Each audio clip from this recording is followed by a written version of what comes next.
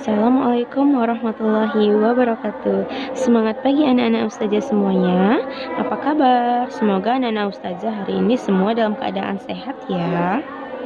Baiklah, untuk ananda semuanya, sebelum kita memulai pembelajaran pada hari ini, yuk sama-sama kita mengucapkan lafaz basmalah. Bismillahirrahmanirrahim. Baiklah ananda, sebelum kita memulai pembelajaran pada hari ini, jangan lupa juga untuk berdoa sebelum belajar. Yuk kita baca doanya bersama-sama. Bismillahirrahmanirrahim. Raditu billahi rabbah wa bil islami dina wa bi Muhammadin nabiyya wa rasulah. Rabbi zidni ilman warzuqni fahman wa amalan sholiha. Amin. Nah ustazah, materi pembelajaran kita pada hari ini adalah ustazah akan menjelaskan perbedaan dari teks deskripsi, teks narasi, dan juga perbedaan teks prosedur. Jadi kita akan membedakan dulu untuk ketiga teks ini, atau artinya adalah ustazah akan berikan kesimpulan dari beberapa minggu yang sudah kita pelajari, karena kita sebentar lagi akan ujian MIT. Maka dari itu kita akan mengulas kembali materi-materi yang telah ustazah ajarkan.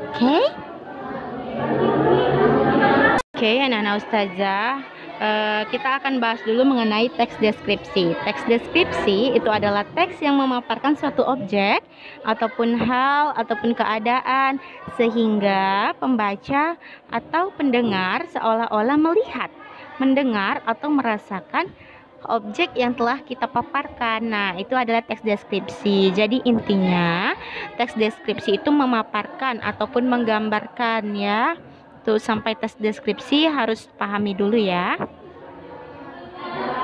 Oke, selanjutnya adalah mengenai pengertian dari teks narasi. Teks narasi itu adalah teks yang memaparkan suatu cerita yang sifatnya menghibur.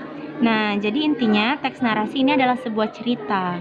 Jadi teks narasi juga dapat berupa cerita imajinatif, khayalan penulis, atau juga perpaduan antara fakta dan imajinasi penulis. Jadi lebih sering teks narasi ini ke cerita khayalan ataupun fiktifnya. Jadi perbedaannya, kalau narasi itu adalah menceritakan, kalau deskripsi tadi adalah menggambarkan. Selanjutnya adalah mengenai pengertian teks prosedur.